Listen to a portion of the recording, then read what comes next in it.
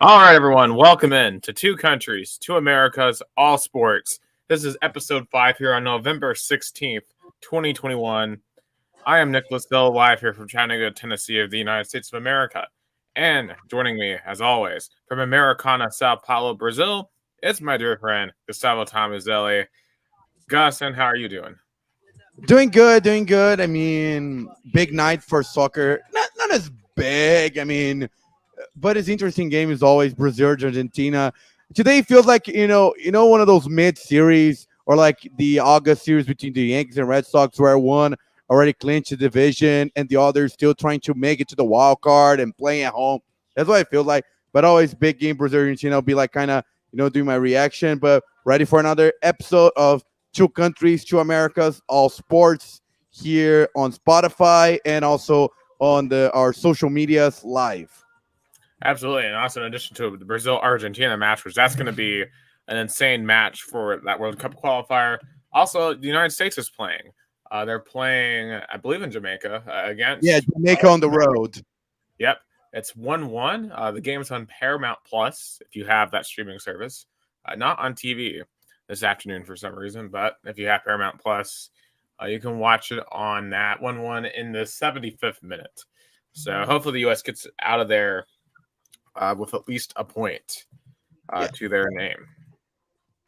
yeah. And speaking, let's dive into our topic because you mentioned broadcasting here in Brazil right now. This game has been broadcast on Sport TV, which is the main sports channel, and Globo, which is like the ABC of channels. So you can watch anywhere this game, but you know, eh, going back to our topic, sports broadcasting rights and sports broadcasting as a whole has a dramatic change in both countries in recent years, especially I think the last 15 years, especially with streaming services coming and all this, new world that's opened up for, leagues and teams. Oh yeah, and a lot of it just has factors that are beyond the realm of sports. Because I'm not sure what the situation is in Brazil, and that's why I really wanted us to do this topic, because there's a lot of, I think, unique societal situations that um, have caused the current sports landscape to be the way it is. So, like when you look at America, um, everything's always been about sports exclusivity. What conference can sign with which network? Can ESPN show SEC? Can Fox show Big Ten?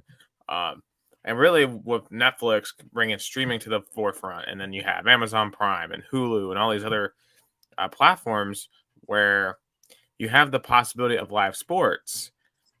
Now it's starting to get to the point where those platforms are going to be the future of sports broadcasting, because for a long time, it seemed like cable was going to be the only realistic option for sports to be the um, service vehicle for sports outside, for at least being able to physically watch the game.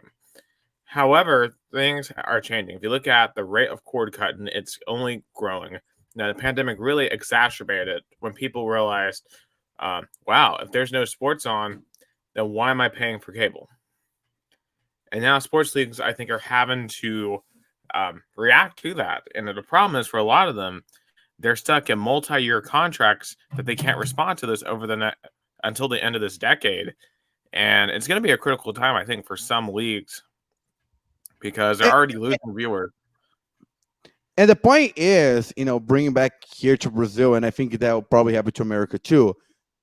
The individualization of sports broadcasting, I think probably in not a distant future, leagues are going to broadcast.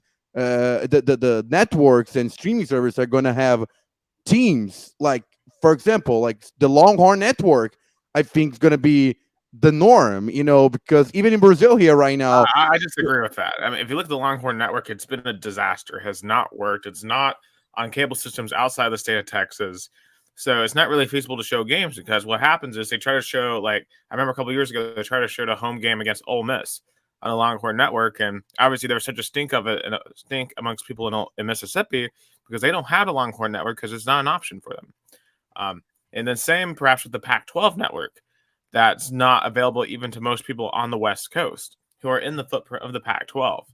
Um, But the success of a specific network like that's all based upon who they are able to partner up with and how they're able to roll it out. Obviously, look at the SEC network, massive success. The Big Ten network, massive success. That's because ESPN and Fox, respectively, know the SEC and Big Ten are the two biggest collegiate conferences and are going to push it forward. But it leaves other conferences, like if you look at the ACC network, not as many people tend to watch that network. There's not as popular or successful. ESPN is bringing to their umbrella recently, so they're betting on the expansion of the league. Oh yeah, for sure. But I think the ACC came way too late to the game. I think the perfect time to do it was back in the early 2010s when there was still, a plurality of people who had cable. But now it's getting to the point where more people are preferring to do streaming, and I think just having your own television channel isn't going to be, I think, that successful for your economic footprint going forward, because it's all about, can people find you? Yeah, And I think people are more and more used to being able to find their and favorite to that point, and to Gus. that point, for example, that I think America. Hello. Oh yeah, you just kind of glitched out there for a second. No, I was saying like you bring it up in terms of your broadcast being able to find it. And even I think one player that has not being able to get into the game in America that has been really massive in Brazil is Facebook.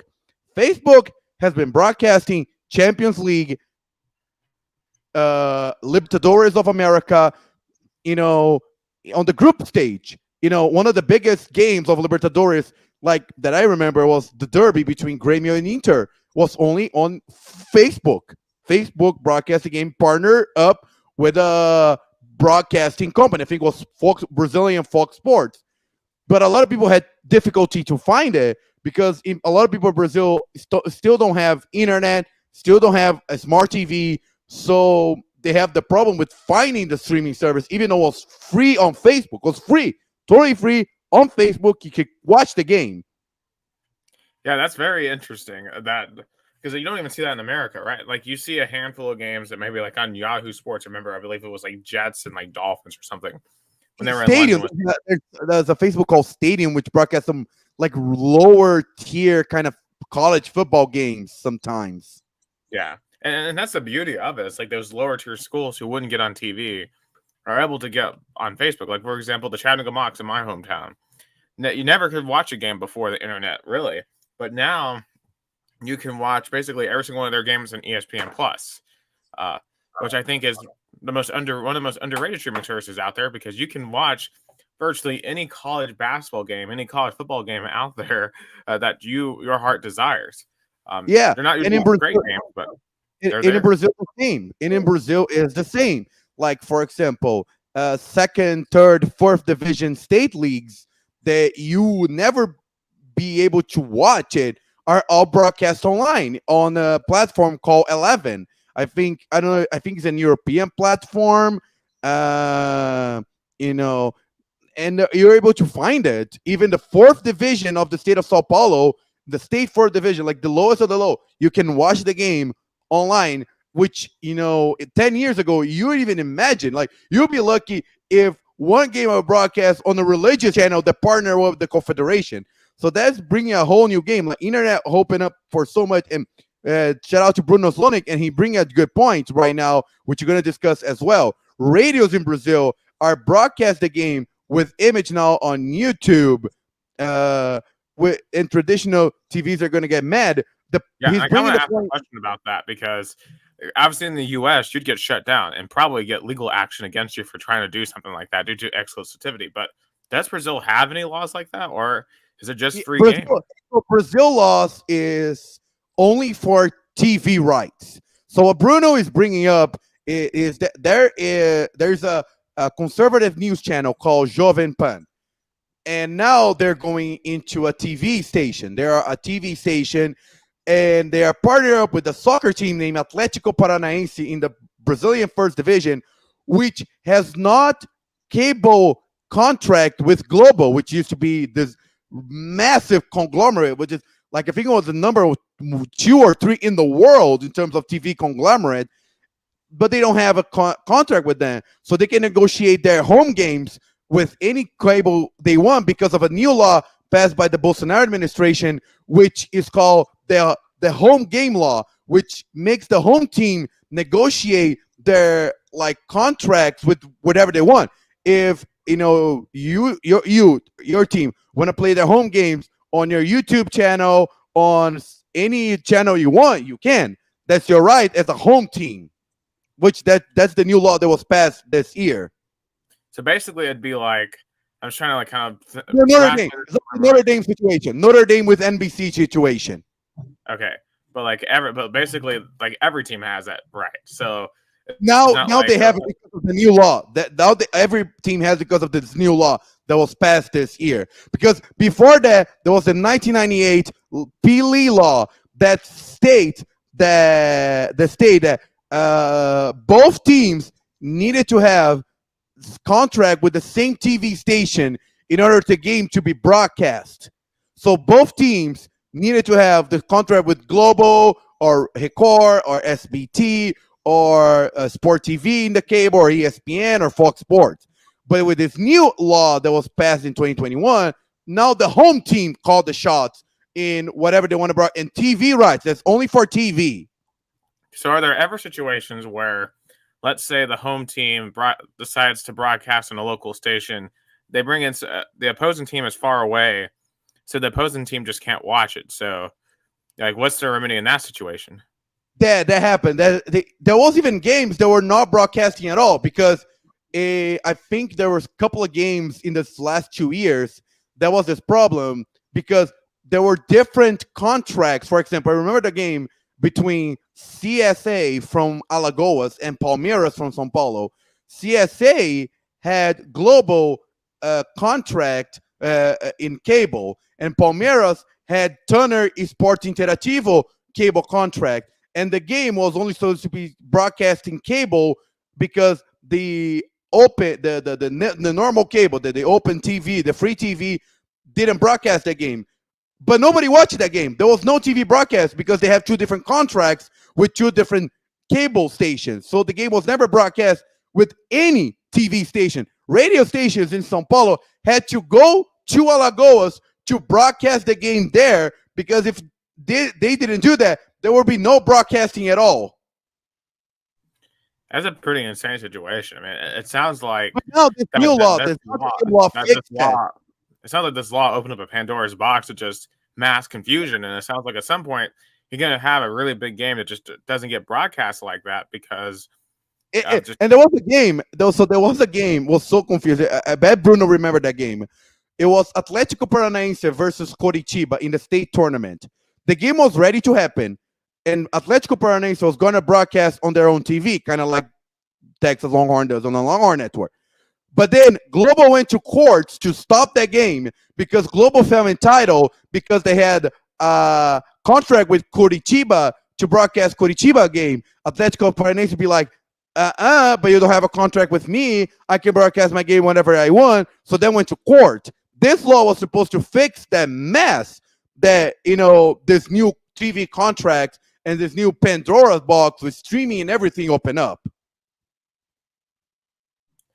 Yeah, so outside of Facebook, I'm curious, are there any like paid streaming platforms that have tried to set up roots in Brazil, like an ESPN Plus type or like a Netflix? There's no Star Plus. Now there's ESPN here in Brazil created Star Plus, which is kind of like Star Plus, like a combination between ESPN Plus and Disney Plus. It's like a combination of the big service. Bruno has this service. He always lends his password when I need to watch NFL games to broadcast.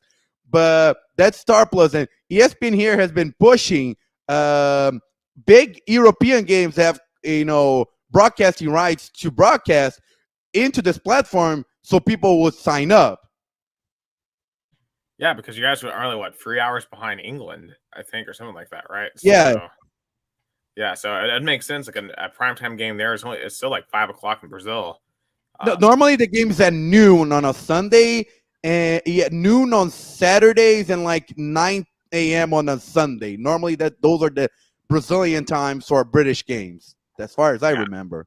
not bad at all. Like definitely, well within definitely most people. Hopefully on the weekends can catch those games. Yeah, Um, Champions League is really good because they normally have on like 4 or 5 p.m. because of the time difference. So it's like it's late afternoon in Brazil time. yeah. So definitely one thing I kind of want to transition more from the TV side of this to the radio side of this, because you were telling me all about the radio situation in Brazil, and it is fascinating because in America, like TV, every team has their own network. Like Tennessee has the Vol Network who broadcasts all their games, or Alabama has their radio network, and um, you're Yeah, not just they're permitted to go to the stadium and broadcast the radio yourself. But in Brazil, as I understand, it's different. very, very different because radio is this kind of institution that will always establish as a right to broadcast a game because it was like a service. And then the teams recently tried to push into the American model, but radio has such a big lobby in Brazil, especially in because a lot of politicians owns radio stations, so they don't want to have to seclude it to the teams to do their own broadcast. If they own the radio station, they own a lot of broadcasting rights. And the radio stations are like, we don't want to have to pay to outsource our broadcasting since we want to do ours without having to pay any like broadcasting fees. That was the argument. So here in Brazil, radio can broadcast any game I want. I can go my local radio station, Americana, can go to any Brazilian or state game and broadcast the game. I cannot show the game itself. I can show my image on social media and I can broadcast the audio of it, but I can go to a stadium and broadcast the game, even for a local small radio station, Americana. I'm not violating anything. Yeah, because that's just so different from what we were dealing with in Knoxville, right? Because we could not. We only do like small updates from the game, but we couldn't like sit there and call it because that would be violating the Vol Nations trademark rights. And it's just interesting to me that Brazil has that radio lobby because in America the radio industry is dying outside of maybe satellite, but everything is just so about Spotify and Apple Music and podcasting now that I mean the radio industry just isn't there, but there's still definitely a place for radio. Like for example, I was driving home from Knoxville the other day to Chattanooga, and I was listening to the Titans game on the other way. And it's always going to have a place, I think, to have a radio in our lives. But it sounds like in Brazil, it's much more a part of the culture than it still is in America. Yeah, and also here with this opening of like since anybody can broadcast any game, you have a lot of small radio stations, internet radio stations, big radio stations that broadcast game. Like for example, here in Americana, my hometown team Rio Branco had 4 radio stations broadcasting the game. All of them were showing the game also on social media, on Facebook, YouTube, simulcasting the game on the radio and on social media. There were even games that were like only on social media itself, not on the actual radio. For example, my radio station, I had to circumvent some, kind of tricky situation because like since my radio station kind of independent, the owner sell airtime. So there were some games that I couldn't broadcast on the actual FM radio because there were somebody already purchased their airtime. So I do it on social media. Like 3 or 4 games I did it on FM radio, but all of them I showed on social media, and all 4 radio stations in Americana show on social media that had FM radio stations some games because you are not tied to one network on one team. I'm just thinking about this in terms of you calling the games because in America, when you are the only play-by-play announcer, I mean, yes, there's still pressure to do well, but you're not competing against anyone to call that game. Just what is that pressure like knowing there's 3 other play-by-play commentators doing the exact same thing you are, and you have to fight for every single listener who has multiple options to listen to that same event. That's the key word. I had to fight for listeners. That's a key word that is different. That's I even was talking to my friend. I think in Brazil, radio had kind of evolved because we need to, because radio is a really, really hard competition because it's so many options.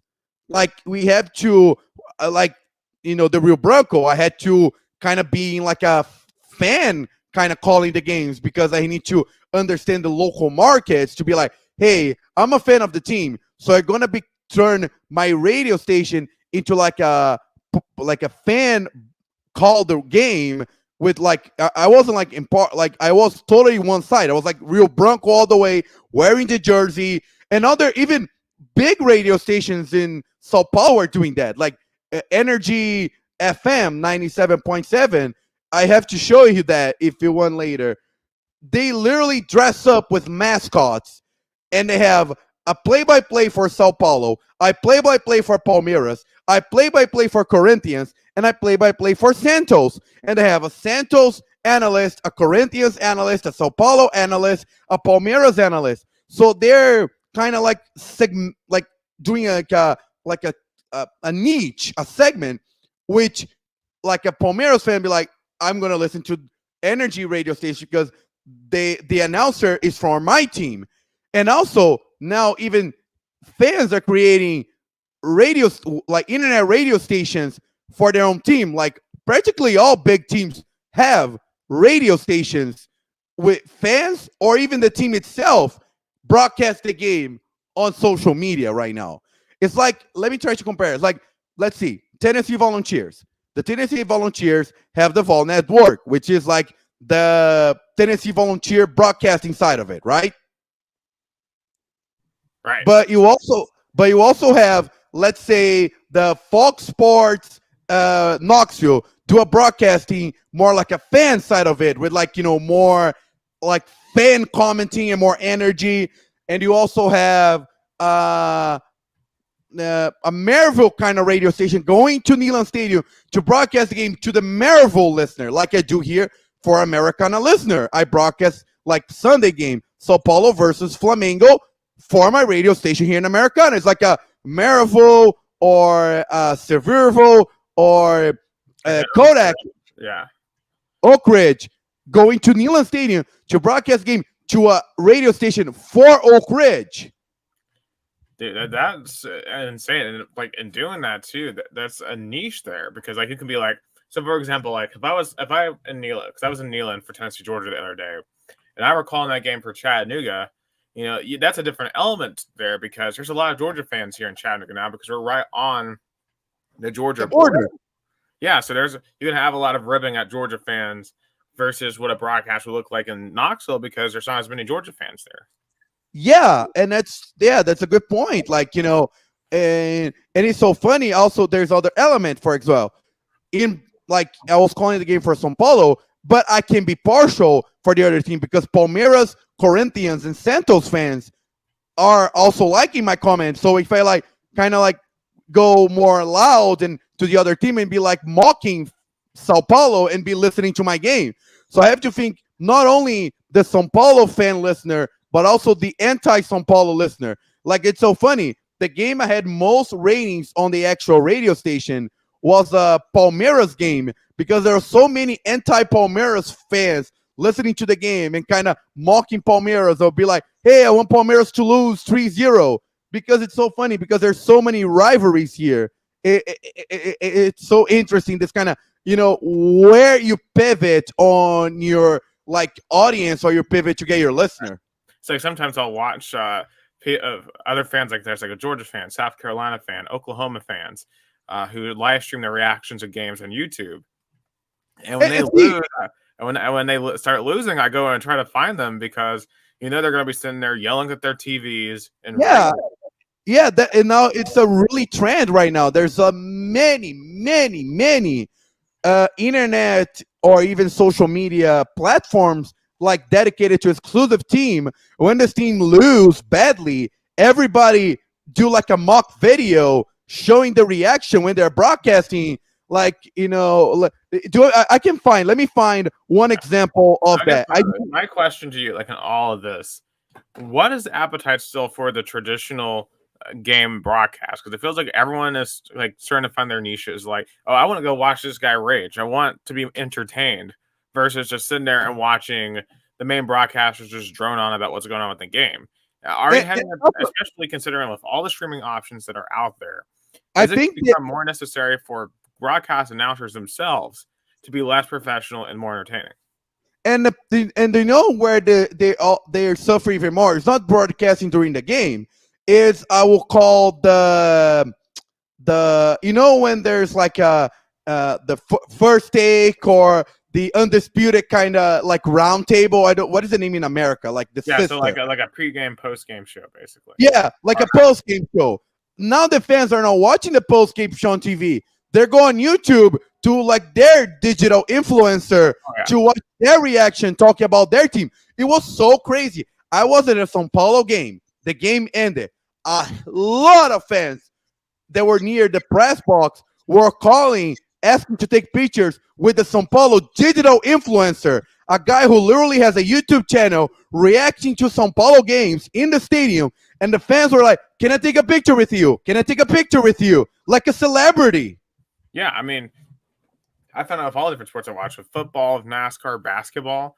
I don't even watch like ESPN and FS1 anymore for their commentary because, like, why do I want to watch, like, for example, like Skip Bayless, rant for the millionth time why he thinks LeBron's overrated when I could go get a more interesting take from YouTube? Because, like, for example, this is one guy I watched, can't remember his name, but like he'll make a video about like the Detroit Pistons or the Orlando Magic, teams that never get discussed on ESPN or on like FS1, and it's just like, yeah, when I want to listen to a breakdown of a sport, I want to hear a breakdown of everyone, not just the top tier teams. This goes for like NASCAR and every other sport that I watch, and it is much more interesting. You get a much different perspective, and it feels like there's a lot less of a narrative and agenda, because like when you go to, or like baseball, for example, it feels like when you go to ESPN, they just want to talk about the Yankees and the Red Sox because that's big East Coast teams. When it comes to the Braves, well, obviously we forced them to start talking about us this year,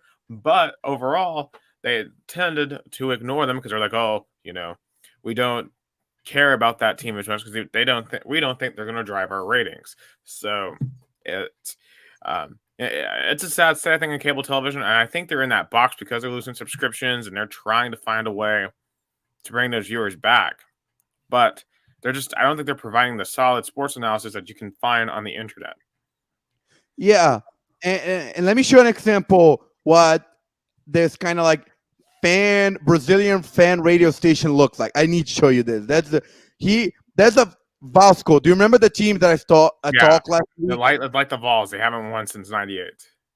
They lost to their biggest rival 4-0. Look at the reaction of it's called Fanatic Vascaíno, which is like a fanatic like Vols. So let me show what he reacts to the goals. Bola de quem é? É do Luiz Oyama. Ah, Zeca, chega, Zeca.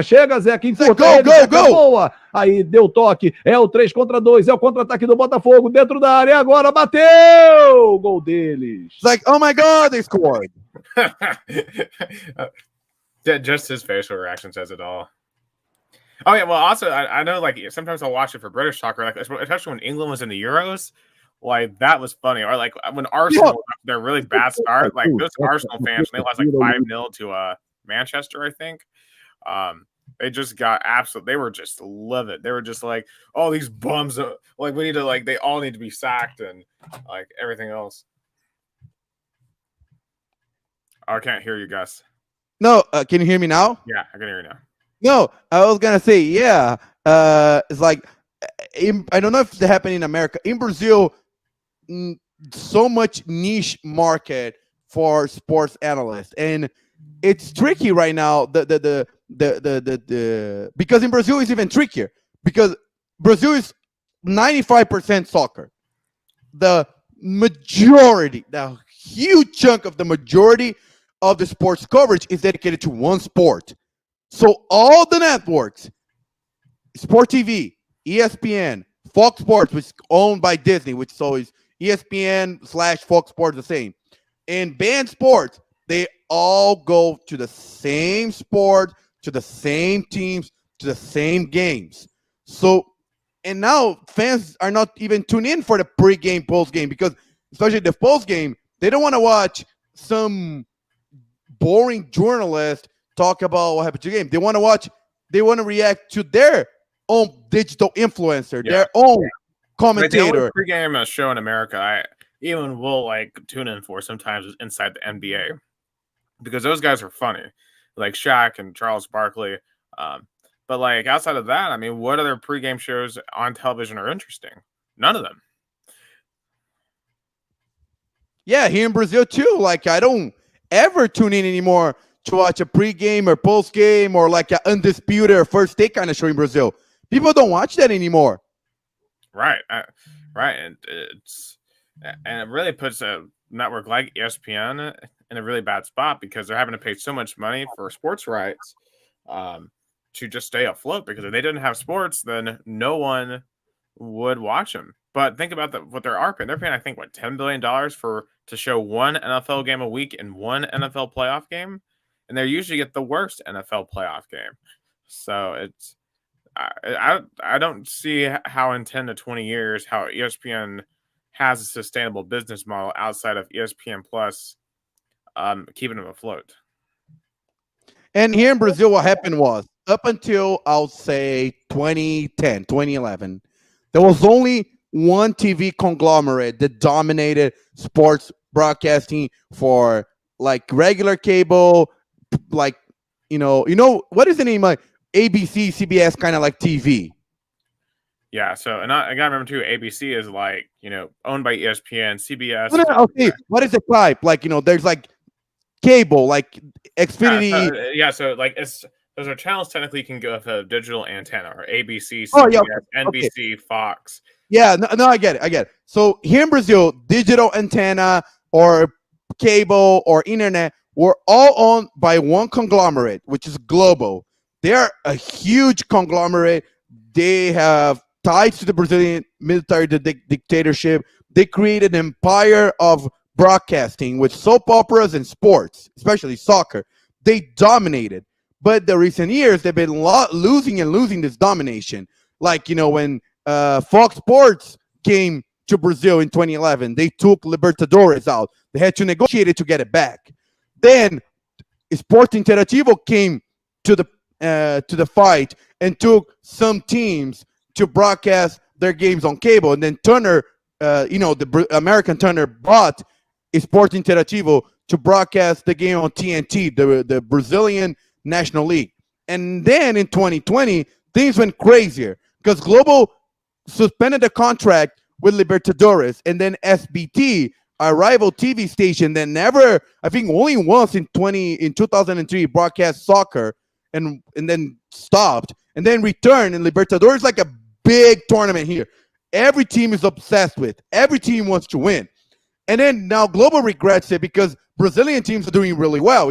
For the second year in a row, it's going to be 2 Brazilian teams in the South America Libertadores final. So SBT is getting a huge ratings out of this because they were able to get the contract after Globo kind of canceled. And then now Globo lost the state tournaments in Rio and Sao Paulo, which is 2 huge markets, especially by the beginning of the year. Now owned by Record. And then now the Paulista League had even on YouTube the games. The game is on YouTube.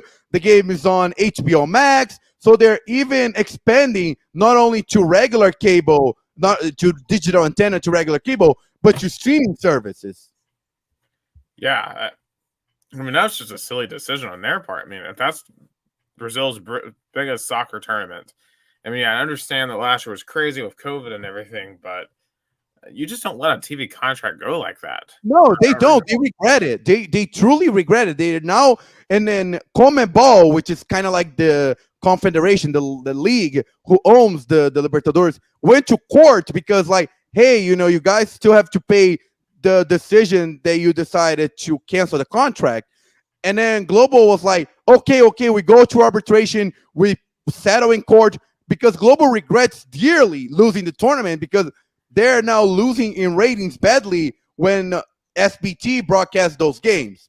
and then it's a whole new market because back when I was a kid, all the games were Globo or Esport TV, which is Globo's cable sports channel, or they're on Premiere, which is the pay-per-view for all Globo. So I'll go back to one conglomerate. But now it's all up and up. And with this new law, the home team act, it's opened up a Pandora box. Even Flamengo, the Dallas Cowboys of Brazil, broadcast a really big game, a semifinal of the state tournament on their YouTube channel. It's like the Dallas Cowboys broadcast on their YouTube channel, NFC division big game.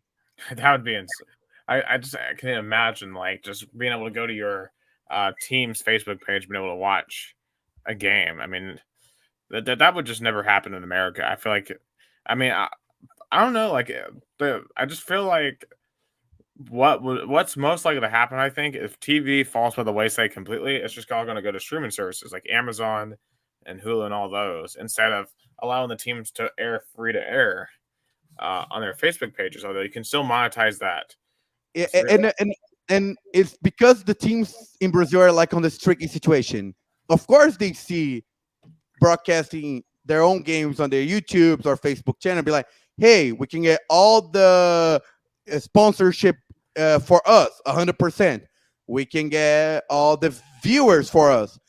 But in Brazil right now, internet is not as developed into the outside of big cities, outside of big centers.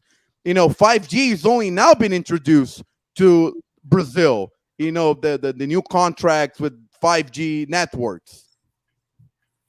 Yeah, and also too, I guess that's also a consideration too, because I don't know where you're at. Because I know I saw a story the other day where in America they're getting rid of 3G networks to require everyone to be at 4G or above. I'm not sure exactly where Brazil is at in that. Brazil is still on 4G and 3G networks. 5G is only now on the table between the networks and the Brazilian government. Only now, only like last week or two, they starting to make contracts to establish 5G in the country. Yeah, so it'll be a couple of years before they're in the position that the U.S. is in, starting to get rid of 3G. So because that's the point that a lot of soccer teams don't realize. Even there, because they're I think one of the highest ratings for a soccer game, like people simultaneously watch at the same time, was 2 million people. 2 million people is nothing for ratings in TV. Like in Brazil, normally it's like 20 to 30 million people watching a soccer game. Even like 15 to 10 million people on a really low rating game. So, it's still like TV has a really big reach. It's still. Yeah, TV is definitely going to be the main player for a while. But I do think in the next 10 to 20 years, streaming will take over, and it will be in a whole new era. And we'll have to. What's really going to be interesting is how fast people are going to be to adapt to that new reality, because people struggle today with finding those channels. Although I do think they're getting better at it. I know I am. In terms of finding games on ESPN Plus, Paramount Plus, wherever. And what's funny is that I kind of root for less TV and more streaming, because then we'll make a lot of old viewers, a lot of people that are not, used to going to a streaming service or even a internet platform, to be like, where's the game? So then when they go to the radio, then they go to the traditional radio stations to listen to the game, because they don't know how to connect to Facebook, to HBO Max, to Amazon Prime, even to YouTube. Oh, absolutely. Yeah, so that's really, I think, something we will continue to talk about throughout the duration of this show. It'll be interesting to see how their broadcasting rights, both in America and the U.S., evolve. And this will be far from the last time we were talking about TV broadcast. But I kind of want to know what's going on in that Argentina-Brazil game, because I will say the U.S. and Jamaica tied at 1, or drew at 1. So the U.S. does get a point tonight going down to Jamaica. What's going on in Brazil-Argentina? Still 0-0, still 0-0. Argentina's play a little bit better, but Argentina plan is simple. Go to Messi. It's like They play on the right. They go on the side, left on the right, and then they pass, and then they go back to where? Lionel Messi. It's all Messi dependent. And Brazil is playing on the counter tracks right now. So the game is really very hard fought game. It's still 0-0. So is this Messi's last chance at the World Cup? I'll say so. And it's funny is that Messi biggest, player rival, Cristiano Ronaldo, is in big trouble in Europe, because Portugal is going to play in game to try to get to the World Cup. Absolutely. So actually, Brazil's already qualified for the 2022 World Cup. The only country ever to make to all World Cups. The only one. Yeah, I mean, from 1930 on, just very, very Only consistent. Only Brazil. So how do you think Brazil stacks up next year? Because obviously, if you look at their track record in World Cups outside of South America, it seems that they are a little more shaky. I mean, obviously, I know the last couple of ones, I believe the last time they won was 2002, if I'm correct.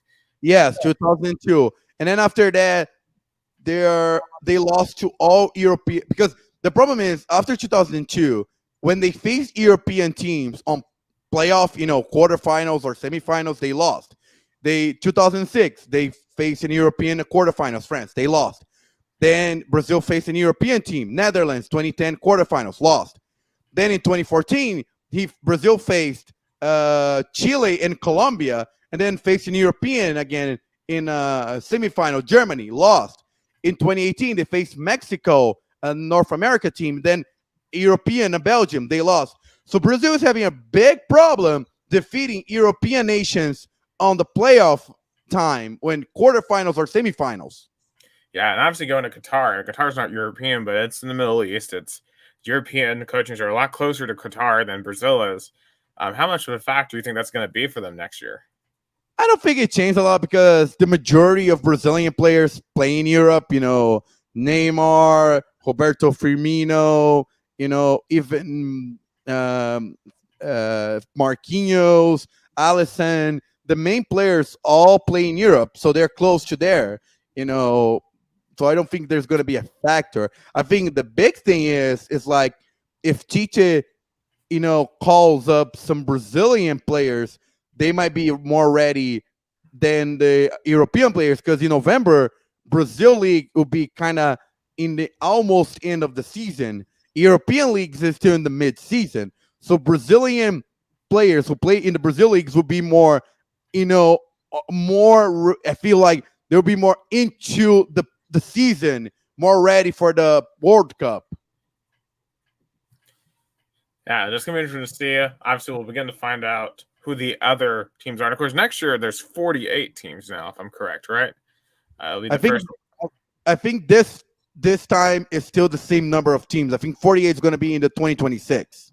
Okay. Because actually, I know in America, there's a lot of nervous soccer fans anxious to see if their team's going to miss it again. 32. That's the last time it'll be at the 32-team format, which has been since 2002, I believe. Yeah. So while we're just on that topic, we might as well talk about the U.S. men's team real quick. Of course, they drew 1-1 today with Jamaica. But on Friday night, they defeated Mexico 2-0. 3 straight wins over Mexico because they beat them in the Championship Cup earlier this summer, then beat them in the Gold Cup, and now beat them in the qualifiers. I don't know what changed, but the U.S. now owns Mexico. Not only that, I think U.S. really learned from the 2018 debacle, because I get to the point, and I even remember talking to Matthew Peterson, our he works with us at Rockstar Sports, and be like, that was the biggest humiliation in sports in USA history. Period. Yeah. U.S. not making to the World Cup in 2018, it was shameful. It was ridiculous. And I feel like they learned. I feel like they see they need to be less arrogant and less spoiled and play what soccer is: toughness, fight. And playing Mexico and winning 3 times in a row shows they owning a rival means they're ready at least to make the World Cup. I know it's weird in a conference like CONCACAF, which U.S. should dominate because they're playing with countries smaller, with less resources. But they need to get the grasp of soccer. Yeah, I mean, it's been a big problem in America for a long time about this whole pay-to-play system. It's not necessarily feasible for uh, children and poor families to get into soccer, which is kind of insane to think about because soccer, in theory, should be the cheapest game. All you have is a ball and a goal, compared to some of the other equipment that you need for some other games. But it's kind of a exclusive sport here in the U.S., and I think that's part of the issue in terms of getting people into the sport. Um, and also, it just hasn't been big up until I think the past couple of years. And one thing that I'm disappointed about is I'm expecting America to use the kind of immigrant nation, the nation of immigrants of a lot of different backgrounds, to make their national team more diverse, kind of like France. France, when they won the 2018 World Cup, they have a lot of players with African backgrounds, with Algeria, Tunisia, Morocco, kind of like, because they were able to use that immigration kind of from Africa to make the World Cup team stronger. I think America still needs to do that. Yeah, I definitely would agree with that. But I mean, I think with America, I think every single group within the U.S. Tends to have a really strong affinity for their home countries.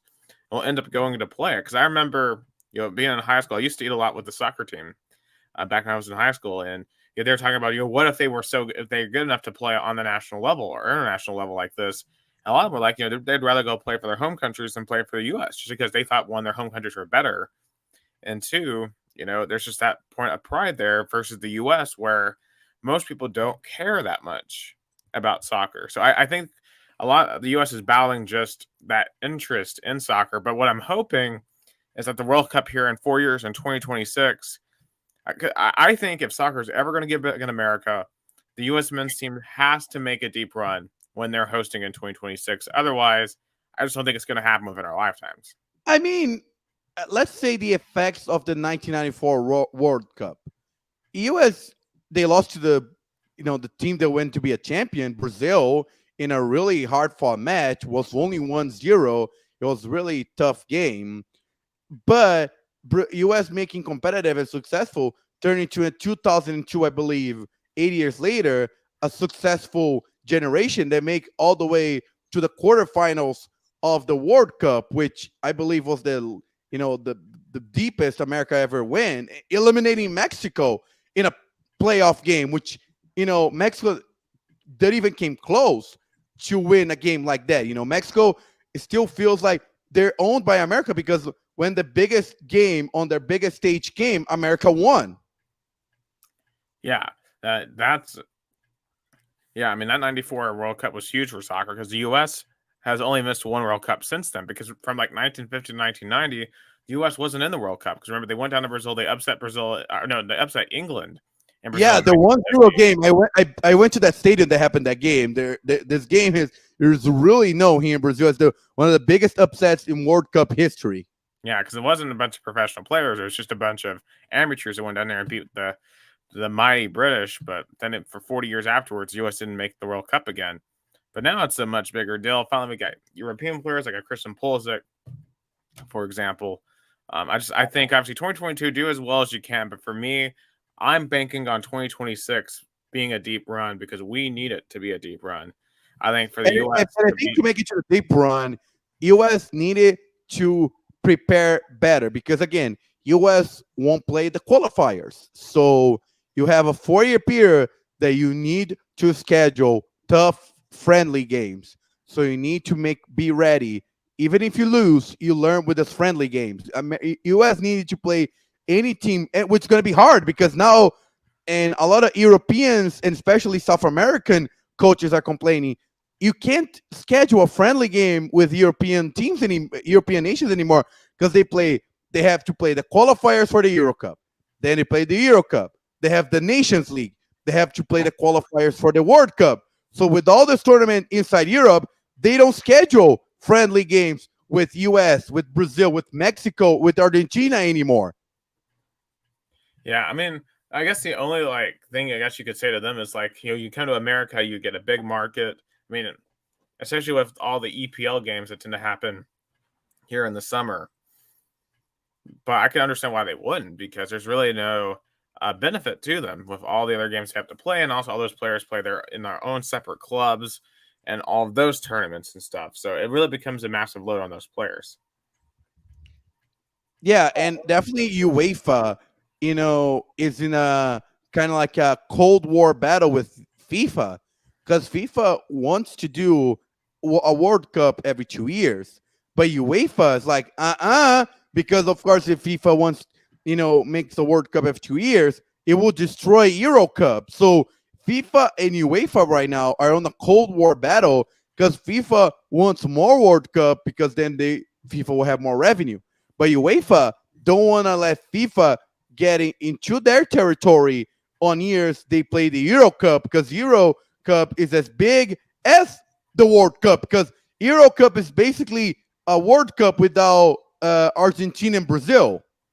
Yeah, I mean, at this point, would you say UEFA is more powerful than FIFA? Because, I mean, European football is just so much of the market at this point, outside of like a Brazil, Argentina, US, and obviously maybe like an Australia, Japan type, those type of countries and markets. I mean, UEFA, especially with how just embattled FIFA is. I mean, UEFA to me is an organization that could be ready for the pounding, or ready to pound. I think so. I think UEFA has kind of like steal the spotlight, because now you have a big event of soccer every year, the Champions League final, that people watch it all over the world. So before I say the 20th century, the game everybody waited to watch in soccer terms was the FIFA World Cup final. But now, especially in the last 15 years, the big game in the world of soccer is the Champions League final, because all the greatest athletes, all the greatest players play in those European teams. So you don't have to wait every 4 years to watch a big soccer game. You can get every May in the Champions League final. So FIFA want to kind of recuperate, kind of want to get it back, that spotlight that was to be owned by them in the past. But UEFA, of course, don't want to let FIFA get their share, especially on nations tournaments. That's why UEFA created Nations League, to kind of even close up their market even more, to expand their own brand, and don't let FIFA hijack their interests. That'll be very interesting battle to watch moving forward, and how that interacts with all the different soccer organizations. So I kind of want to go over some of these other Brazilian games that you have written up here. We got Flamengo humiliate Sao Paulo. Was a big humiliation. Big. With even São Paulo coach admitted, with 10 minutes, the game was done. With 2-0 down and a player with a red card, even the coach of São Paulo said the game was over. Then Flamengo kind of administrated, won 4-0, and they look like they're back into the top form, because, what we've seen the last month, it seemed like Flamengo was lost and, was kind of tired, and they couldn't find a rhythm, but they definitely found their rhythm. They're winning games again. So they look like, because the biggest game in the year in Brazil is going to be November 27th, Palmeiras versus Flamengo, Libertadores final, the game everybody's talking about, the game everybody's thinking about. So that's the thing, like, because Brazilian league is pretty much defined for Atlético Mineiro. Even though they didn't play this week, they're 8 points ahead with 6 games to be played. I don't think they're going to lose the title. So everybody's thinking about the November 27 Libertadores final. So every time Flamengo stumbles, Palmeiras is the favorite. Every time Palmeiras stumbles, Flamengo is the favorite. So the favoritism for this big game switches every other week. Who would you pick right now between Flamengo and Palmeiras? I mean, I would have picked Palmeiras if it was last week, but after what I saw on Sunday, Flamengo is still a little bit more favored, because they have such individual talent that can decide one game playoff team. Palmeiras team is more disciplined. They are more strategized. They play defense better. But Flamengo has so many individual talents, especially Michael. What this guy has been playing is crazy. He's fast. He's his dribbling is amazing. And also have Bruno Henrique, which is smart and fast and can pass. Gabigol, which he used to play in Europe, is like one of those forward players, like with the strikers, that when the ball came to him, he scores. But Palmeiras has such a smart team, a really strong coaching, and a really strong defense. So I will pick Flamengo just for these individual talents that can decide a one-match game. But it's still so close up that, maybe in a week I'll change my mind. So that's crazy. And the game is like 11 days away. Yeah, so talking about relegation, you should bring up Sao Paulo and also Grêmio. Or Grêmio, Grêmio is crazy because Grêmio was appointed to be a favorite to win it all this year because they were already good in years prior. They were, always in the semifinals of, or even finals of, the Libertadores or Brazil Cup. Or so this year it looked like, because they brought a lot of European talent like Douglas Costa from I believe was Ukraine, Rafinha, which was playing in Greece, and so they brought a lot of talent. But they fired their coach in the beginning of the season because they were eliminated for Libertadores in the pre-round, and then they couldn't find a coach to coach this team. They're in their fifth coach this season, fifth. Renato Gaúcho, Felipão, Renato Gaúcho, Thiago Nunes, Felipão. Then he was the intern coach. Now it's Wagner Mancini. So they won today by 3-0, but they're still in the relegation zone. So I don't know if they're going to find the strength to get out of the relegation zone. And if they were relegated, it's going to be one of the biggest shocking of all Brazilian soccer. Because they are not like a bad team that gets like maybe 10th, 14th, and then relegated. They were like on the top. They were like favorite to win the Brazilian league this year. Yeah, it'd be like a Manchester United or a City. Yeah. It's like or like, I'll say more like a Leicester or Arsenal. There's always on the top, go to the relegation zone. Yeah, I mean, and obviously relegation is just such a devastating thing, to have to work your way back up. And especially in the recent years, because, until like 16 or 15 or 16, you can still have the same TV contract for your year prior when you're relegated, especially in your big team. So you still have the same budget in a lower division. So you go promoted faster. But now when you're relegated, you have the same TV contract all the second division teams have, with all the pressure of being technically a first division team. Yeah. So that's gonna be really fascinating. How many games are left for each team, and what do you think are the chances for both Sao Paulo and Grêmio to avoid relegation? I have the percentage right now. When it comes to this times of year, there's always mathematicians who come on the media and give their chances. It's literally like universities come and bring their percentage of chances. So according to a mathematician, Tristão Garcia, Grêmio has a 91% chance of being relegated. São Paulo has 15%, and Santos, which a other big team, has 9%. But so I love when these mathematicians come and bring the percentage of chances. That always happens when we are in the last in the end of the tournament. Yeah, it sounds like Grêmio is just done. Unfortunately, will be relegated. So that's not going to be a fun for them. The red side of Porto Alegre is thrilling. When they play each other 2 weeks ago, they were even bring coffins, kind of provoking Grêmio, like bring coffins, be like, you're dead, you're gone. Their players holding like coffins, symbolizing the other team being dead and gone to the second division. Absolutely. So let's kind of shift back over to American topics here. So some football stuff. Obviously, it's football season. Shout out to everyone I hung out with over the weekend in Knoxville. Went to UT Georgia. He's wearing a Vol shirt. The number one Georgia showed why they were number one, won 41-17. I also got to see the basketball team. with Rick Barnes, Kennedy Chandler. That dude is incredible to watch. He hit this one free, falling backwards. It was insane. Could be an NBA lottery pick. I'm very excited to see what they do. But to really just focus here on football. So let me ask you a question, Nick. Yeah.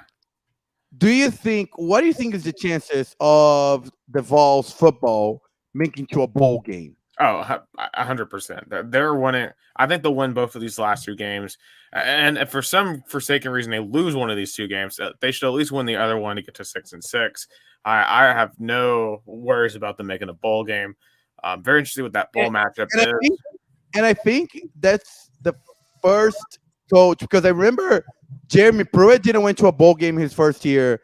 But Jones didn't went to a bowl game in his first year. Dooley did. Dooley did at 6-6. Since they're Dooley, so like Heupel has a chance to win if he wins both of these last games and wins a bowl game. That'd put him at 8-5, and that'd be the most wins in their first season since Fulmer. So, because Lane Kiffin went 7-6 in his one and only year. So I mean, Josh Heupel. I mean, I think he's just been absolutely incredible this year. He won't win SEC Coach of the Year, but I think the circumstances considering, he should get consideration. Are we a championship team? Absolutely not. It's going to take a long time to get there. They got to build up a full roster first. But the fact is, with Apple, we're going to be competitive. We're going to be fun to watch, and I think ask for. And I think Tennessee can aim being the second best team in the East, which is like if you say to any Tennessee fan in the beginning of the season, they'll be like, "That's crazy." You have Florida, you have Kentucky. Kentucky's going to finish second just because they've only lost 3 games and they've also lost 4 games in conference. But as long as they beat Vanderbilt, Tennessee's going to be third. And really, I guess at this point, probably the second best team just based on how they're playing right now. But what happened to Florida? Do you think that Muller is done? I don't know. Like, part of it was the offense was so bad early in the year and they couldn't figure out their quarterback that I felt like their defense just kind of gave up. And I think part of it was they just didn't wake up the other day for Samford and let them score 52 points. At least they won. I want to talk about a program that's in disarray. The Texas Longhorns. What is going on in Austin, Texas? Losing to Kansas. They were 30 points. Again. Like, just put in perspective, when Tennessee lost to Georgia State, Tennessee were 26-point favorites. This is a worse loss. Georgia State would beat Kansas. Texas couldn't, though. And Steve Sarkisian, he didn't do that well at Washington. He failed at USC. I don't know why he got the job at Texas. I mean, I understand that the offense last year at Alabama was incredible, but I don't think that was Steve Sarkisian's doing. That was just a lot of great talent. I don't understand why they fired Tom Herman. Just Texas is just such an arrogant program. They think they should be Alabama, that they should be on top of the world. You know who I compared to Texas Longhorn? With Sao Paulo. Literally. Hear me out. Sao Paulo and Texas Longhorn won big in the mid-2000s. Sao Paulo won a FIFA World Cup, won Libertadores, 3 straight Brazilian national championship between 2005 and 2008. Texas also won national championships during the period, right? Right. And then after that, Sao Paulo fired their head coach, legendary Muricy Ramalho. Texas fired Mac Brown, right? Right. And now both of their teams sometimes have Sao Paulo won 2 titles, kind of very minuscule, like a Sul-Americana, which is like a second division tournament in the South America, and 1 state tournament. Texas only won they went to a big conference title, Big 12 conference. They went to the 2018 title game. They beat Georgia in the Sugar Bowl. So they got some big wins. They beat Oklahoma every now and then, but yeah, like Sao Paulo, they won sometimes even some big games. But the point is, those 2 teams have the arrogance of the past, but they don't win now because they're still arrogance from the past. Yeah, I just something wrong. Did you see that video last week where the defensive line coach was yelling at his players on the bus, telling them that if you don't want to be here, transfer? And that's what happened to Sao Paulo coach last year, Fernando Diniz, yelling to his players and you have a short leg, you suck, you this and that, because the team is lost. That's so crazy how much coincidences there is between those 2 historical sports institutions like Texas football and Sao Paulo soccer team. It's so crazy. And what's crazy is the arrogance extends to now them want to come to the SEC thinking, oh, the Big 12 isn't.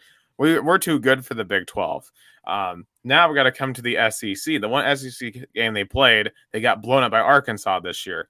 Oklahoma, too. Oklahoma has not looked good this entire season. They've been squeaking by all these games, and they finally caught up with them, losing to Baylor. I mean, Texas and Oklahoma, to me, Oklahoma hasn't won a national title since 2000. Texas hasn't won one since 2005. How ready are they for the SEC? Because I think Oklahoma will be fine. I think they'll have more winning seasons than not. I think they'll be similar to like an LSU or Auburn, where like they'll have some great seasons, some down seasons. But Texas, I feel like they're gonna be more like a Tennessee or an Arkansas, where like they'll struggle more often than not. Yeah, and I believe if I was Texas, I kind of would ask to go to the East Conference, because if Texas is on the West, Texas is in big trouble. Well, they might not be West and East anymore. They might go into 4 pods. Oh, right. But like, think about this pod. What if like you had Texas, Texas A&M, Oklahoma, LSU? Texas would be the worst team in that 14 pod. Or maybe you push one of the West teams to the East, and then you have Oklahoma and Texas in the West, maybe. I mean, that could be, that could be something you definitely could do. Because you got to remember, you already have Missouri in the West.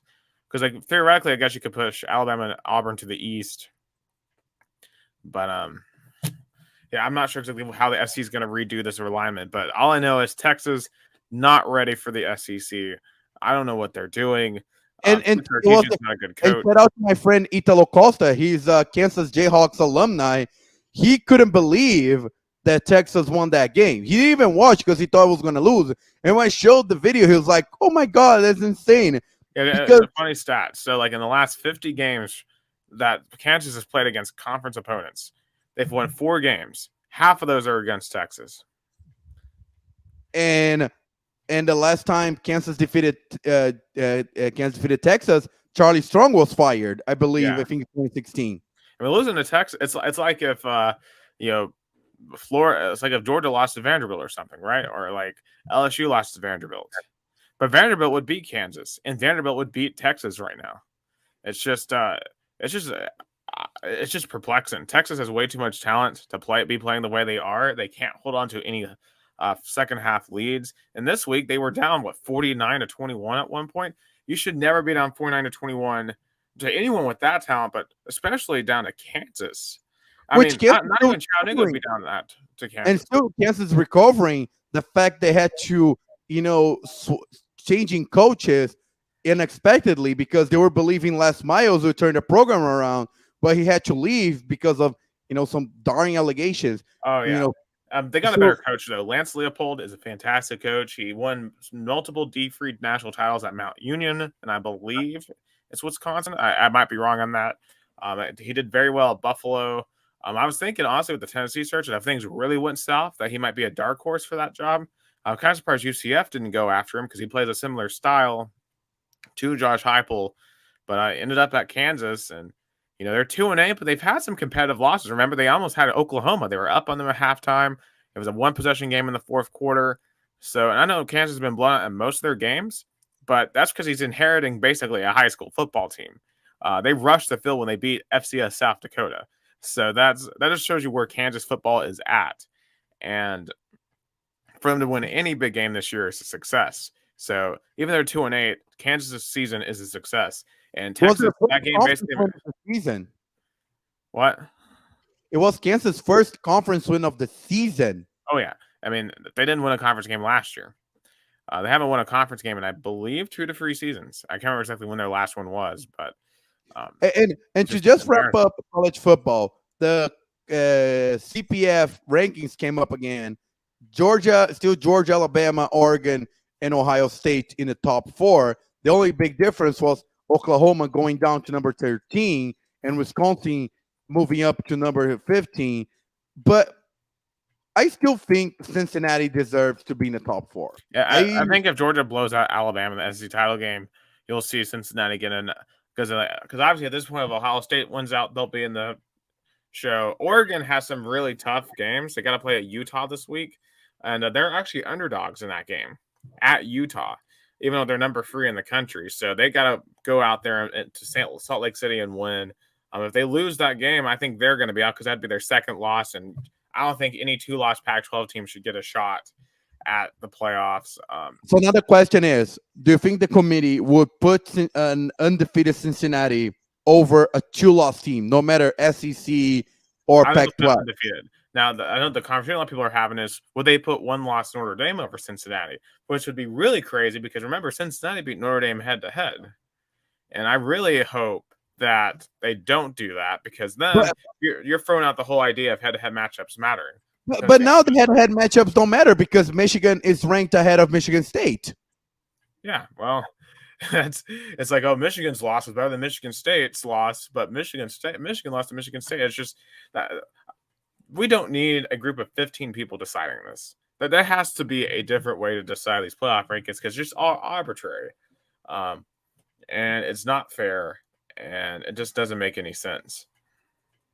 I think they got it right expanding the number of teams, but they didn't get it right making a personal choice instead of like some system of points or some system of like they had before with the BCS. I think they need to bring back a computer, like our mix of computer and human. Because honestly, when it came to BCS, people really weren't complaining about the computers. I mean, the computers were putting Boise State in the top 4. They were putting TCU and Utah back in the day in the top 4. But now with humans, they keep them out of the top 4. Like think about the first year of the playoff. TCU number 3 goes out, blows out Iowa State 55-3. Then the commissioner's like, oh, Iowa State's no good, so we're gonna drop them from 3 to 6 for no reason at all.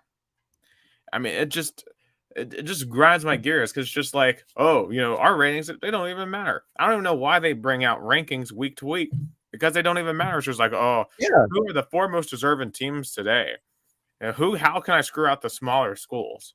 I mean, it's just, I saw a video from a Cincinnati fan recently saying that if Cincy doesn't make it to the playoffs this year and they're undefeated, he's not watching college football anymore. And I don't blame him because it is rigged against smaller schools. And it just, honestly, the only thing I get excited about when it comes to college football is watching the Vols. Outside of that, I just don't care because I don't think the championship at this point is that legitimate. Now, Georgia is obviously the best team. And if they win all their games, they're a deserving national champion. But I hope at the very least, all the teams, because you think about it, there's only 3 undefeated teams right now: Cincinnati, UTSA, and Georgia. And I understand UTSA hasn't played any ranked teams, but I think you should be rewarded for being undefeated. And I don't know how we find a way to get those teams undefeated. Maybe do it like the NCAA tournament, where if you win your conference, you get an NCAA tournament slot, like a 12-team tournament, a 16-team, or even FCS 24. People call me crazy because I brought this up over the years. I want a 24-team playoff in FBS like they have in FCS, because that gives every conference a chance to be to fight for a national title, and maybe that was without parity. And call me crazy about your idea. I believe, why don't the bowl people will go and try to force the bowl games being playoff games as well? Like you have the Fiesta Bowl, the Sugar Bowl, the Fiesta Bowl, the Rose Bowl, the Sugar Bowl being playoff games. Why don't all the bowls become playoffs and you expand the playoff? Well, I would rather just run it on campus, just to allow. I know in the ideal world we'll play on campus, but bowls, committees and the bowl, kind of system still powerful. I'm trying to play with the system that we have today. Well, that actually is a good point, though, because most bowls just don't matter. Because players are just like, oh, why would I go hurt myself in a bowl game? I'm going to sit out and get ready for the NFL draft, which it makes sense. It's rational. Like, look at Christian McCaffrey, for example. He's going to have a great NFL career. What if he plays in that Sun Bowl that Stanford was in and gets hurt? Let's see. There's 42 bowl games. We make, let's say, 12 of those bowl games, or even 16 of the bowl games so you rotate. So then you have a couple of West Coast sites. You have a couple in the South. Maybe you find some domes up north. So maybe Minnesota could host a playoff game, or Detroit could host one, or Indianapolis definitely could host one. Obviously, you'd have Atlanta, you'd have Houston, Miami, Tampa. Jacksonville, like Los Angeles with the Rose Bowl. I think honestly the Rose Bowl should be the national championship site, like every single year, like in this ideal system, because the Rose Bowl is the most idealistic college football venue in the entire country. For me, that I agree with that, and I will bring that even to college basketball. Indianapolis should be always the place for the Final Four. I think I wouldn't be mad with that. I think it worked out. I think it brought a whole different environment because really Indiana is, because all the success of the Hoosiers in the past, they kind of embrace college basketball, with kind of like the Rose Bowl kind of embraces college football in their stadium. Yeah, or maybe like do it where like Kentucky should do it one year because they love college basketball. Like do it in Louisville, where like you have like Lexington and like you can have some games in Indianapolis and Cincinnati, but like the final is in Louisville. I don't know if, but definitely I guess the venue in Louisville isn't big enough. But in terms of a basketball passionate area, that would make a lot of sense. I mean, Indianapolis is unique in that aspect, or maybe have in New York because New York is the basketball mecca, right? That's true. So I mean, but when it comes to college, definitely Indianapolis is probably the center of everything. But because I just want college football to be fair and to be fun. Yeah, me too. Because the problem is right now, which my view is, NCAA is way more invested in tweaking and putting out there a really good playoff for college basketball. They kind of let college football be on their own, and they don't. You see, even on commercials and everything, it seems like NCAA is all in on basketball, and on football they let all other entities get involved. Yeah, well, they're scared of making everyone mad. Is what the problem is. You know, they're scared of making the just everyone. Because in basketball, I think you can please more people. There's more spots. In football, it's not as simple as basketball. There's less mouths to feed. Right. So that's going to be very interesting to see how that unfolds. All right, Gus. Is it time for hot takes? Because I think it's time for some hot takes. I was going to say, like, before hot takes, just a really really fast recap of the NFL, because what is happening? I was listening to Colin Cowherd say the big boys are back, Kansas City, New England, and all that. Do you really think this kind of like, Cincinnati's or even Buffalo Bills are like, I mean, do you think NFL parity is on that all-time high? Oh, yeah, for sure. I mean, every team has at least 2 losses. And the teams that seem like super teams are not super teams. Like the Los Angeles Rams last night, I don't know what's wrong with them, but their offense is not playing very well right now. Their defense is not playing well right now. Matthew Stafford looks off. Their new acquisitions of Von Miller and Odell Beckham didn't do much of anything last night. And look at the number 1 seeds right now, the Arizona Cardinals and the Tennessee Titans. I mean, that in itself is just kind of crazy to say. But there's so many teams. There's so much time left that I can't tell you who I think is going to win the Super Bowl. Like my prediction right now is the Packers. Just because I have an aura about them. I think just with everything they're going through, it feels like a last dance circa 1998 Bulls. Although they're not the football equivalent of that team, but that defense is playing incredibly well. They shut out Russell Wilson and the Seahawks the other day. And I think their skill players are doing enough in key positions to help them win games. I feel like, and also I will put even the Packers in more favorite because everybody thought this season the Packers would be a tire fire. It would be, with Aaron Rodgers wanting to leave and maybe sitting out, and Jordan Love might not be ready, and this team losing players, and they are 8-2. They have along with the Arizona Cardinals the best record in the NFC. So I think the Packers really overcome so much. I'll make the favorite too, because if they overcame so much and they're only lost 2 games out of 10, I will make them favorite too, because you don't know how much Kyler Murray is mature enough to lead Arizona Cardinals into the playoffs. Oh, absolutely. It's just going to be absolutely fascinating to watch because, you don't know what you're going to get from teams week to week to week. And it just really feels like more than ever a week-to-week league. Yeah, like a game everybody thought would be a sure thing. The Tampa Bay Buccaneers sitting in 6-2, they lost to the Washington football team, which was 2-6.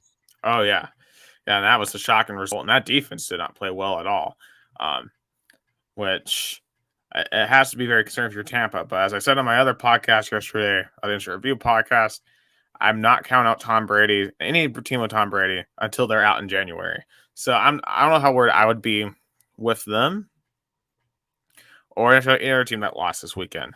The team I'm most worried about though is the Rams. The Rams, they're not just losing; they're getting blown out by a sub 500 team. It's just not a good look. I mean, they're still in the wild card spot, and I can't see them lose because they are like what 7-3, and the closest one is the Saints and the Saints and the Panthers with 5-4 and 5-5. So I think it will take a lot them to losing a wild card spot. I think the Saints will miss the playoffs. They have too many injuries right now, in my opinion. About in the AFC, do you think the Patriots are going to stick to their biggest run? Because if you see the 6 teams right now, it's going to be a huge playoff with Titans, Bills, Ravens, Chiefs, Steelers, and the Patriots. I think it will be one of the biggest AFC playoffs ever. Yeah, NFC too. Like there's like over 10 teams right now that have a legitimate shot, I think, at winning the Super Bowl this year, which is incredible to say. And do you think one of those teams is the Dallas Cowboys? Possibly. They have a chance, but they got to play more consistent, right? I mean, they blew out the Falcons the other day, which is huge for them, but you can't have a game like you had last week against Denver. But every team this year has had a game like that. So I think you can excuse it. The Giants had the Jets, right? The Bills had the Jaguars last week. The Rams obviously had the Niners this week. The Cardinals had their really bad game this week. I mean, every team has had a really bad game. I just think that's going to be the norm. I think every NFL team now in a 17-game season, you're just going to have to excuse 1 or 2 games a year. That just is what it is at this point. It's not like college football where you can go undefeated anymore. I truly think now it is impossible for any team to go 20-0. Yeah, but do you think that the Detroit Lions are going 0-16-1? I think they'll win a game somewhere. They're clearly playing better, I think. It's just a matter of, can you get enough from Jared Goff to win a game? But I think they'll win a game at some point. Yeah, I think they're getting mature. They're getting to that point. I think they are, they didn't play badly. I watched the game against the Packers. It's just Jared Goff. It takes how long he took to get into being a perennial quarterback, into be a Super Bowl quarterback under Sean McVay. It took like 2 years. Right. Yeah, he was terrible his rookie year, but really started playing well his sophomore year. But clearly, I think he was being propped up by the talent around him in Los Angeles. He doesn't have that anymore in Detroit, and it's clearly showing. I think Detroit needs to seriously consider finding a new quarterback for the 2022 season. Don't know where you're going to get one, though, because I don't think the draft class this next year is great, and I don't know what the free agent market's going to look like. Perhaps your best option might be like a Matt Ryan or someone like that, but how good is he going to be in Detroit? That's the question. I mean, you have a lot more pressing issues to fix on that team. And keeping in the NFL, you have a really interesting hot take. Right, yeah. So that's time to get into the hot take segment. Cam Newton, Superman himself, back in Carolina. He played pretty well at Arizona, had 2 touchdowns, didn't play a ton, but I think he's going to be the starter before long, and I think he's going to lead Carolina to the playoffs because they're in the playoffs right now. I think he brings an energy, a different vibe, and he doesn't have to be a superhero. He just has to play within the offense, get the ball to his playmakers. Christian McCaffrey's back, Curtis Samuel's on that team. Just get the ball to your playmakers. And that's what Cam Newton's going to do. He's going to be able to still run a little bit, although maybe not like he used to. But I really like what Cam Newton is doing. I like this decision by Carolina to bring him back. Carolina is going to the playoffs with Cam Newton. I don't think they're going to win a Super Bowl or anything, or even win a playoff game. But I like them to get into the playoffs. And it's going to be a feel-good story for all of us involved watching the NFL. speaking about feeling good story and player recovery, my hot take in Brazil is Michael the best player in Brazil right now? This player has dealing with a lot because he was such a promise player coming out of Goiás, joining Flamengo. He was to be the superstar, and then he got he got benched. He even said in an interview he got depressed. He had family issues, so he wasn't playing well. So a lot of people thought, oh, he is not as good as we thought he was, or maybe he's only playing for a small team. But this year he flourished. He's now the top scorer in the Brazilian league. He was on the bench. Now he's on the starting lineup for Flamengo, and the Flamengo coach is now, has a big problem because, there are some players like the Arrascaeta, which is is injured, is going to go back to the starting lineup, but he doesn't know who to take it off. And taking off Michael right now, I don't see he's doing that because he's playing phenomenal soccer. He's fast. I call him, like, when I was broadcasting the game on Sunday, I call him like a magician, like a devil, because he's like he's making the defense of São Paulo like hell. He's like, I call him the devil because he was making São Paulo defense feel like hell because he was so fast and so aggressive. I don't think you would ever want to make that comparison, especially in the South, like that here in America. Yeah, in Brazil, it's kind of like, I call him like a magician or like he's like, like here we have a term endiabrado, which is like a player like playing like a kind of like a devil attitude, making the defense feel like hell. That's a term we use here, which is normal for broadcasting. But to get to my point, is he the best player in Brazil right now? I argue with yes, even though there's Rafael Veiga from Palmeiras and Hulk for Atlético Mineiro, which has been more consistent throughout the year. But right now, Michael is definitely the top player, fast, great attitude, confident, and I think hopefully he gets to be the top scorer, but he got to be in the top 5 or even top 3 best player in Brazil in the 2021 season. That's for sure. A lot of people say, oh, maybe you're exaggerating. He's been playing really good only recently. But I think the recent playing he's been good. He's been really good. Deciding games, he was only scored like 1 or 2, or I think 3 goals up until like the 29 or 30th week. And now he's the top scorer with 13 goals, which shows how important it is to Flamengo. And Flamengo being the best squad, not the starting lineup, but like a squad as a whole, he being the best players in that team, give him the kind of like the notoriety to be the best player. Just a quick update before we leave. Brazil and Argentina is still 0-0. Really tough game. Brazil hit the post with Fred. Oh my God, what a beautiful play by Vinicius Jr. The Real Madrid player did the lençol, which is like, when a player kind of gets the ball and puts on top of a player to pass, kind of like a Ronaldinho. Yeah, I know what you're talking about. Yeah, so that was a beautiful play right now, but still scoreless in Argentina. I think it's going to stay scoreless. I think Argentina still don't have a formation. It's all like, pass to Messi and let's see what he does. And Brazil's like, we don't have to win. We already qualified. We stay on the defense side. Yeah, so it'll be interesting to see if anyone scores in that game. I wouldn't be shocked if it ends up being 0-0, to be honest, because those two always fight so hard against each other. It seems like more often than not, those are 0-0 games. But that's episode 5 of Two Countries, Two Americas, All Sports. Thank you so much for listening to our conversations about broadcasting, about soccer, football, the whole 9 yards here. And next week, same time. We're going to try to do 6:30 p.m. Eastern on Tuesdays and 8:30 p.m. Brazilian time on Tuesdays. They seem to be the best times for everyone involved. So you can always catch on anytime on Spotify and on our YouTube. On YouTube. Yeah, we have our Twitter and Instagram pages. You can find all of our stuff through that. So for Gus Tomazeli down in Americana, Sao Paulo, Brazil, I'm Nicholas Hill in Chattanooga, Tennessee, the United States. You've been listening to Two Countries, Two Americas, All Sports. Thank you for listening and take care.